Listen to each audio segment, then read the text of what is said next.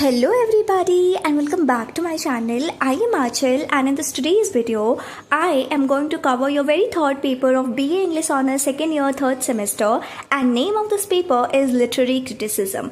अब ये एक ऐसा पेपर है जहाँ पे आप डिफरेंट राइटर्स के लिखे हुए वर्क्स और एसेज को पढ़ोगे, जहाँ पे आप देखोगे कि उनके पॉइंट ऑफ व्यू उस चीज़ से रिलेटेड क्या है, डिफरेंट पर्सपेक्टिव को देखोगे. तो the very first essay which you have to read in this paper is named as of the standard of taste और ये एक ऐसे है जिसे लिखा है डेविड ह्यूम ने. तो सबसे पहले the first thing we need to know about David Hume. So he was a famous Scottish philosopher, also a historian who was born in 1711 and died in 1776. अब he is known for his ideas on reason, emotion and human understanding. इस चीज़ के लिए ये जाने जाते हैं. अब ह्यूम एक ऐसे राइटर थे और ये एक मोस्ट इंपॉर्टेंट थिंकर है किस पीरियड के, इनलाइटनमेंट पीरियड के. अब इनका मानना था कि फीलिंग्स और एक्सपीरियंस भी बहुत ज़्यादा इम्पॉर्टेंट है किसी भी चीज़ को जज करने के लिए. जब हम अपना जजमेंट देते हैं तो not only we should rely on logic, हमें थोड़ा फीलिंग और एक्सपीरियंस को भी इम्पोर्टेंस देनी चाहिए अकॉर्डिंग टू ह्यूम.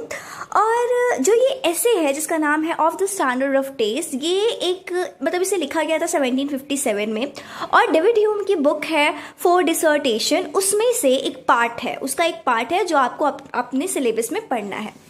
तो सबसे पहली चीज़ जो बहुत ज़्यादा ज़रूरी है इस ऐसे को पढ़ने से पहले कि थोड़ा कॉन्टेक्स्ट देखते हैं कि कब क्या और कैसे लिखा गया था, किस कॉन्टेक्स्ट में. तो अब देखो, मैं सबसे पहले आपको एक चीज़ बता दूं कि अलग अलग लोगों की अलग अलग पसंद होती है. आप भी ये चीज़ रिलेट कर सकते हो सकता है एक चीज़ आपको पसंद है, एक मूवी कोई है जो आपको पसंद आई पर वहीं आपके दोस्त को पसंद नहीं आई. मतलब people often like different things. किसी को पोएम बहुत पसंद हो सकता है, पढ़ के एक अलग सी फीलिंग आ जाती होगी, बट किसी को तो बहुत बोरिंग लगता होगा कि क्या ही है. तो यहाँ पे इस पूरे ऐसे में जो डेविड ह्यूम है वो हमसे सवाल करते हैं कि can we ever agree on what is truly beautiful और गुड. और कुछ लोग तो ऐसा बोलते हैं कि टेस्ट काफ़ी पर्सनल होता है, कुछ भी गलत या सही नहीं होता है. मतलब मैं ऐसा नहीं है कि किसी एक को वो मूवी पसंद नहीं आई तो मैं उसे गलत कह सकती हूँ, या किसी एक को पसंद आई तो मैं उसे सही कह सकती हूँ. नहीं, इट्स वेरी पर्सनल. लेकिन यहाँ पे इस ऐसे में हम देखेंगे कि डेविड ह्यूम चाहते हैं प्रूव करना एक स्टैंडर्ड, यानी टेस्ट को डिसाइड करने के लिए ये सही चीज़ है एक स्टैंडर्ड सेट करना. और ये कुछ रूल्स और क्वालिटीज़ बताना चाहते हैं जिससे हम चीज़ों को अच्छे से और बेटर तरीके से जज कर सके. बहुत सारे एग्जाम्पल हमारे डेली लाइफ और लिटरेचर से ये लेते हैं ताकि हम चीज़ों को अच्छे से समझ पाए. आ जाते हैं हम अपने ऐसे के एक्सप्लेनेशन पे. तो ऐसे की शुरुआत करने से पहले मैं एक चीज़ क्लियर कर दूं कि ये जो आपका ऐसे है, आप अगर बुक में पढ़ोगे तो यू विल सी कि वहाँ सेक्शन वाइज डिवाइडेड नहीं है, एक पूरे फ्लो में है. बट मैंने इस वीडियो में सेक्शंस में बांट दिए हैं ताकि चीज़ें समझने में आपके लिए आसान हो, इंटरेस्टिंग बन जाए और जो भी मेन पॉइंट्स हैं डेविड ह्यूम के द्वारा दिए हुए वो हम उस पर ज़्यादा फोकस कर पाएँ. तो the very first thing he talks about is the problem of taste. अब हम एक ऐसे देश में रहते हैं जहाँ पे अलग अलग लोग हैं और उनकी अलग अलग पसंद है, चाहे फूड हो, मूवी हो, म्यूज़िक हो, बुक्स हो सकता है किसी को छोले भटूरे पसंद हो तो किसी को पाव भाजी, हो सकता है किसी को रोमांटिक मूवीज़ पसंद हो तो किसी को बिल्कुल थ्रिलर और एक्शन वाली मूवीज़, हो सकता है किसी को स्लो म्यूज़िक पसंद हो तो किसी को हाई म्यूज़िक पसंद हो. और बुक्स में भी वही डिफरेंसेस होती हैं कि किसी को कोई कॉमिक बुक्स पसंद हो तो किसी को हिस्ट्री वाली बुक्स पसंद हो या किसी को रोमांटिक बुक्स पसंद हो. यानी ऐसा नहीं होता है कि एक इंसान को दो इंसान अग्री करे उसी चीज़ पे कि हाँ सही है, बहुत रेयर होता है. और हर एक इंसान की अलग अलग चॉइस होती है, टेस्ट होता है. अब इसी बात पे जो डेविड ह्यूम है बोलते हैं कि लिटरेचर के साथ भी ऐसा ही है. अब ये चीज़ आप में से कई लोग रिलेट कर सकते हैं और समझ सकते हैं कि किसी किसी को पोएम्स इतनी पसंद होती है कि उसे पढ़ के ही दे फील लाइक वाओ मैंने क्या पढ़ लिया, और किसी को लगता है कि यार क्या बोरिंग सी चीज़ें हैं, ये क्या पोएट कर रहे हैं, ये क्या एक पहाड़ को डिस्क्राइब कर रहे हैं, ये क्या एक नाइट एंगल को डिस्क्राइब कर रहे हैं, ऐसी वाली फीलिंग आती है. तो यहाँ पे भी डिफरेंसेस आ गया. अब यहाँ पे डेविड ह्यूम बोलते हैं हम कि बहुत सारे फिलोसोफर ऐसा बोलते हैं कि जो टेस्ट होता है ना, ये एक फीलिंग है। अब ये एक फीलिंग है तो आप इसे गलत या सही नहीं कह सकते हो। मतलब किसी को अगर छोले भटूरे वाली टीम और पाव भाजी वाली टीम, तो आप ऐसा नहीं कह सकते हो कि ये वाली टीम सही है, ये वाली टीम गलत है। या कोई पोएम में ही देख लो, किसी को वो पोएम पसंद आई, किसी को नहीं पसंद आई, तो आप ऐसा नहीं कह सकते हो कि ये टीम सही है, ये टीम सही नहीं है। ऐसा बाकी फिलोसोफर्स का मानना है। और वो बोलते हैं कि in matter of taste there can be no dispute, ये लाइंस बोलते हैं।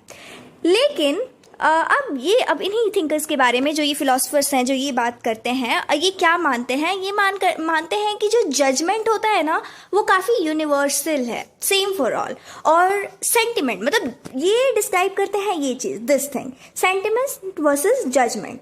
बोलते हैं कि जजमेंट यूनिवर्सल है, लेकिन सेंटिमेंट, मान लो फीलिंग, वो काफ़ी पर्सनल है। मतलब हर एक अलग अलग इंसान के लिए अलग अलग हो सकती है। इसीलिए अगर एक इंसान को कोई चीज़ खूबसूरत लग रही है और दूसरे इंसान को वो चीज़ ख़राब लग रही है, तो दोनों ही अपने आप में सही हैं। हम किसी को गलत या किसी को सही नहीं कह सकते हैं। लेकिन यहाँ पे डेविड ह्यूम को ये चीज़ पसंद नहीं आई। इन्होंने बोला कि होल्ड ऑन, अब बोलते हैं कि ठीक है, ये सही चीज़ है, लेकिन अगर हम इस चीज़ पे थोड़ी गौर फरमाएं और ध्यान से देखें, तो रियल लाइफ में इस चीज़ का कोई सेंस ही नहीं है। ये ह्यूम अब कुछ लिटरेरी एग्जाम्पल्स देते हैं अपने बातों को अच्छे से क्लियर करने के लिए, और बोलते हैं कि सबसे पहले जॉन मिल्टन के बारे में बात करते हैं कि हम सभी जानते हैं कि वो कितने ग्रेटर पोएट हैं। और ये कंपैरिजन करते हैं जॉन मिल्टन का जॉन ऑग्लीबी से, और बोलते हैं कि हर कोई अग्री करेगा कि जॉन मिल्टन ज़्यादा बेहतर है। वैसे ही एक दूसरा कंपैरिजन करते हैं John Addison better than John Bunyan artistic style में। तो यहाँ पे इन्होंने दो कंपैरिजन की, और फिर आगे बोलते हैं कि हो सकता है कि किसी को जॉन मिल्टन ना पसंद आके ऑग्लीबी पसंद आ गए हों, किसी को ये जोसेफ एडिसन ना पसंद आके बर्नयान पसंद आ गए हों। लेकिन अगर किसी ने ऐसा बोल दिया ना, तो अधिकतर लोग क्या बोलेंगे कि यार तुम्हारा कितना वियर्ड ओपिनियन है। अब इस चीज़ को मैं थोड़ा आपको रियलिस्टिक एग्जांपल, अभी के एग्जांपल देके बताती हूँ, ताकि आप अच्छे से चीज़ों को समझो। देखो, जस्ट फॉर एग्जांपल दो बुक्स हैं।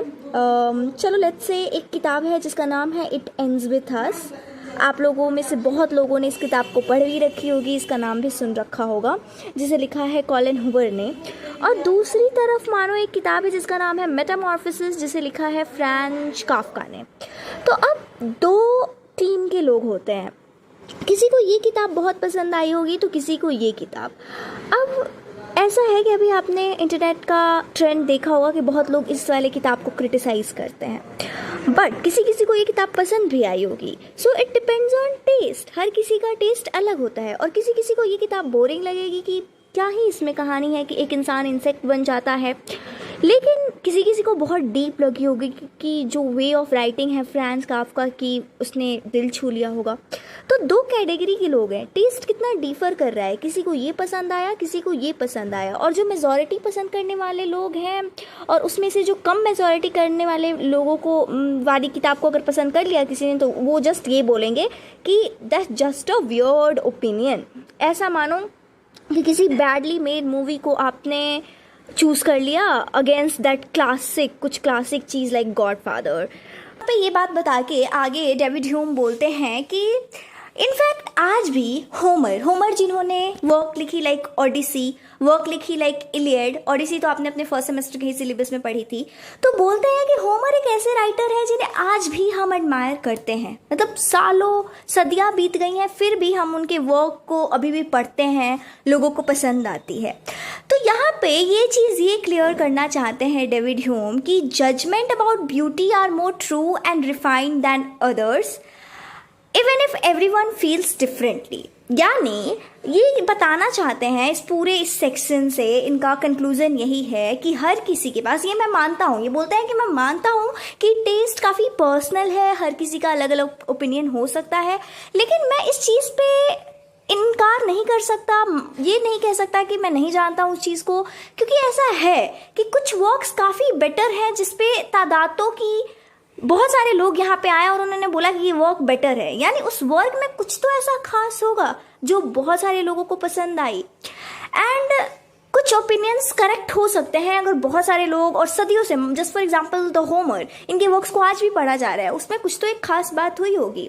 तो इसीलिए हम कुछ स्टैंडर्ड ऑफ टेस्ट, यानी टेस्ट काफ़ी पर्सनल है लेकिन फिर भी हम एक स्टैंडर्ड, उन्हीं चीज़ों को पकड़ के एक स्टैंडर्ड क्रिएट कर सकते हैं कि ऐसा होना चाहिए तो हम उस वर्क को अच्छा बोलेंगे। ये चीज़ इस पॉइंट से ये बताना चाहते हैं। क्वेश्चन 2 पे, that is can we ever agree on a beauty. And यहाँ पे जो डेविड ह्यूम है वो बोलते हैं कि हर कोई ब्यूटी को देख सकता है लेकिन हमेशा नहीं। डेविड ह्यूम बोलते हैं कि हम सभी के पास वो एबिलिटी है जिससे हम ब्यूटी को फील कर सके, it's like a part of a human being.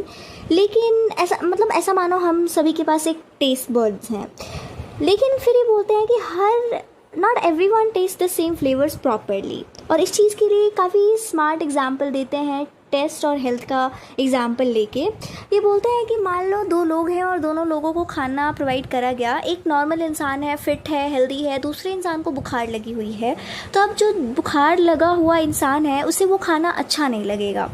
अब इसलिए नहीं अच्छा लगेगा क्योंकि वो खाना ख़राब है, इसलिए अच्छा नहीं लगेगा कि उस टाइम पे उसके सेंसेस थोड़े वीक हो गए हैं और उसके टेस्ट बड्स थोड़े अलग से हो गए हैं। इसलिए उसी तरह विथ अ वीक माइंड और a bad mood may not see the true beauty in art. मतलब उसी तरह रिलेट करते हैं कि हो सकता है people with a weak mind और अ बैड मूड, किसी का बैड मूड हो और बोल दे कि नहीं वो पेंटिंग तो बिल्कुल अच्छी नहीं है, उसके वो अपने मूड पे डिपेंडेंट हो और जजमेंट दे दे, ये चीज़ बोल रहे हैं। फिर ये बोलते हैं कि माइंड को जो है ना हमेशा परफेक्ट या कह लो साउंड स्टेट में होना चाहिए अगर उसे रियल ब्यूटी को रिकॉग्नाइज करना है। अगर कोई उदास है, कोई फ्रस्ट्रेटेड है, गुस्सा है, बीमार है, डिस्ट्रैक्टेड है, तो वो अच्छे से जजमेंट नहीं दे पाएंगे क्योंकि वो उनके मूड पे डिपेंड कर रहा है कि वो अभी बिल्कुल फ्रस्ट्रेटेड है तो उन्हें बाहरी चीज़ भी ख़राब ही लगेगी, कुछ अच्छा लगेगा ही नहीं। फिर वो कंपेयर करते हैं, मान लो किसी इंसान को जॉन्डिस हो रखा है तो उसे सारी उसका विज़न बदला है, ना कि बाकी लोगों का विज़न बदला है, पूरी वर्ल्ड नहीं बदली है, उसके लिए बस चीज़ें येलो येलो दिख रही हैं। फिर बोलते हैं ये कि ट्रू ब्यूटी इसलिए ऑब्जेक्ट में नहीं है but you need to delicate taste to see it. आपको एक डेलिकेट टेस्ट होना चाहिए आपके पास अगर आप उस ब्यूटी को देखना चाहते हो। और ह्यूम के अकॉर्डिंग कुछ चीज़ें काफ़ी ब्यूटीफुल होती हैं, कुछ चीज़ें काफ़ी अगली होती हैं, लेकिन हर कोई उस चीज़ को फील नहीं कर सकता है। आपको एक चीज़ का होना बहुत ज़रूरी है, that is delicacy of imagination to sense fine emotion. Like किस तरह से जो एक ट्रेंड सेफ है मान लो वो टेस्ट कर सकता है हर एक स्पाइस को in a dish that other can't detect. यानी आप एक नॉर्मल इंसान हो, दूसरा एक शेफ़ है, तो उसे कोई भी खाना दोगे तो वो समझ जाएगा कि हाँ इसमें ये मसाला डली हुई है, क्योंकि वो उस फील्ड में एक्सपर्ट है तो वो जजमेंट भी सही देगा। आप एक नॉर्मल इंसान हो, आपको कुछ ज़्यादा आइडिया है नहीं, तो आप उतने अच्छी जजमेंट नहीं दे सकते हो, ये कहना चाहते हैं डेविड। फिर ह्यूम बोलते हैं कि उसी तरह अगर किसी इंसान के पास वो अच्छी टेस्ट कैपेबिलिटी हो डिटेक्ट करने की, तो वो छोटी डिटेल्स को देख सकता है जो चीज़ों को ब्यूटीफुल और फ्लॉर बनाती है। और फिर इस सेक्शन की एंडिंग करते हैं Hume by saying that a too delicate tongue might be bad for eating a spicy food, लेकिन डेलिकेट टेस्ट ब्यूटी में होना हमेशा एक अच्छी चीज़ होती है, that brings a joy, softness, innocent pleasure to life. ठीक है, एंड इसका कंक्लूज़न है कि हम सब अग्री करते हैं ब्यूटी पे, लेकिन तभी हम किसी ब्यूटी को अच्छे से देख पाएंगे जब हमारा माइंड क्लियर हो, ट्रेंड हो और थोड़ा सेंसिटिव हो। Delicacy of imagination is important for judging a beauty. और डेलिकेट टेस्ट कॉमन नहीं होता है, लेकिन that's a key to truly understand the beauty. ये इस सेक्शन की कंक्लूज़न है। अब थर्ड सेक्शन है कि what makes a good taste. According to Hume good taste कैसा होता है। अब ह्यूम जो है इन्होंने दिखा दिया कि ब्यूटी कैसे जज हो सकता है। अब ये एक सवाल पूछते हैं कि किस तरह के लोग होंगे जो एक्चुअल में गुड होंगे उस ब्यूटी को जज करने के लिए। ब्यूटी आपको देखना कैसे है, you have got it now. अब good taste doesn't just happen, it must be trained. इनके अकॉर्डिंग गुड टेस्ट जो भी जज कर रहा है ही और शी शुड बी ट्रेंड। जैसे आप एक गुड कुक नहीं बन सकते हैं बिना खाने को टेस्ट किए हुए कि ऐसा खाना ऐसा लगता है, वैसे ही आप एक गुड क्रिटिक नहीं बन सकते हैं विदाउट आर्ट एंड लिटरेचर के प्रैक्टिस से। तो जो गुड क्रिटिक होंगे ना, उन्हें बहुत सारा एफर्ट और बहुत सारा टाइम देना पड़ेगा दूसरे दूसरे आर्ट और वर्क को पढ़ के, देख के।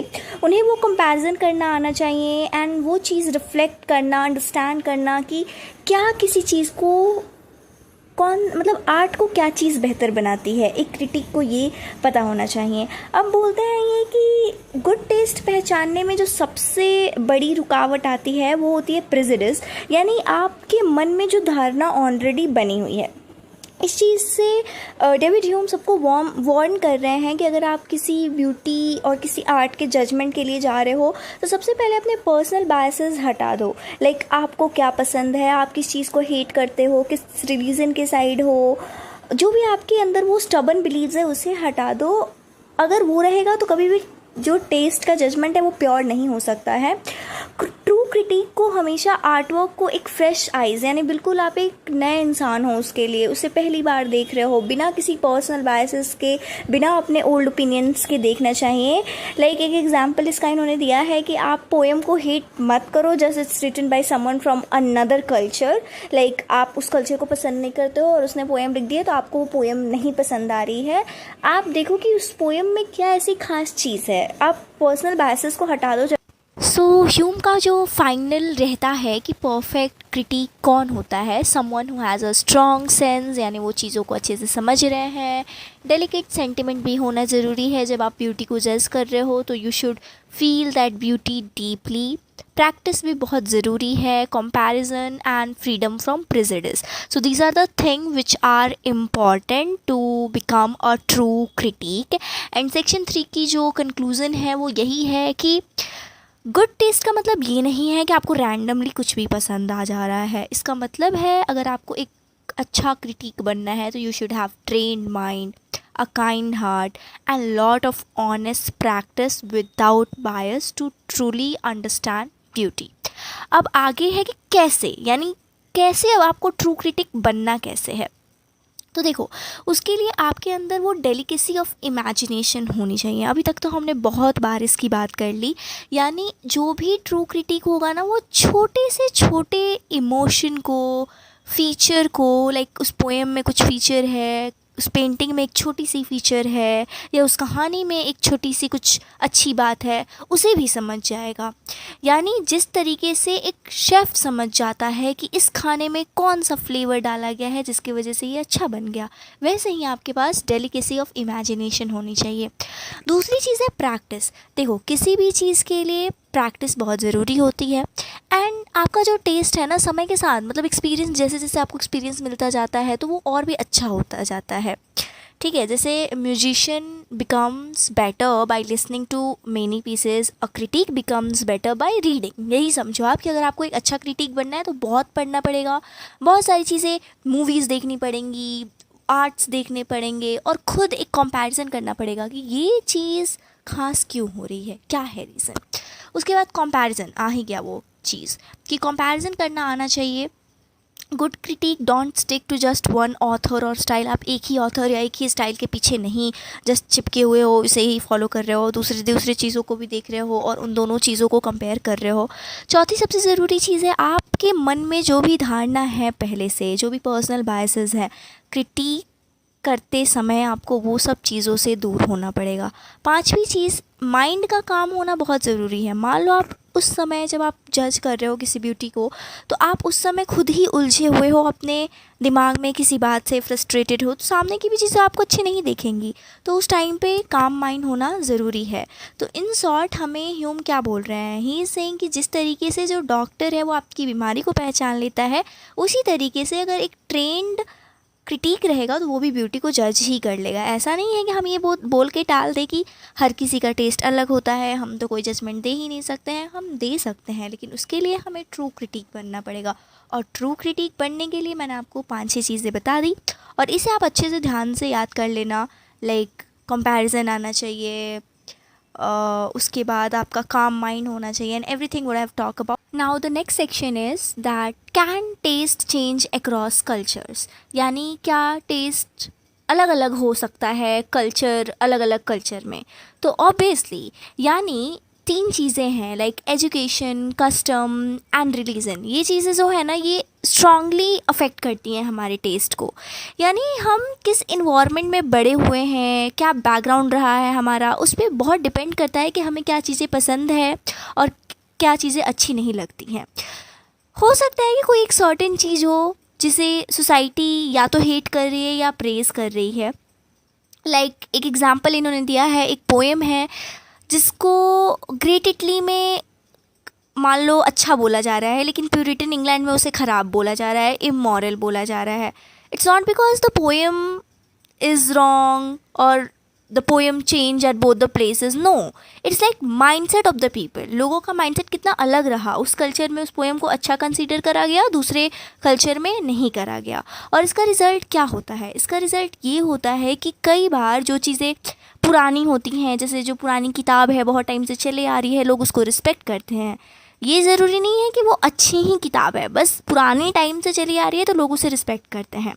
और मान लो कोई नई चीज़ है जहाँ पे किसी ने उस टाइम के मोरल आइडिया के अगेंस्ट कुछ लिख दिया या रिलीजन के अगेंस्ट कुछ लिख दिया, उसे इग्नोर या बैन कर दिया जाता है।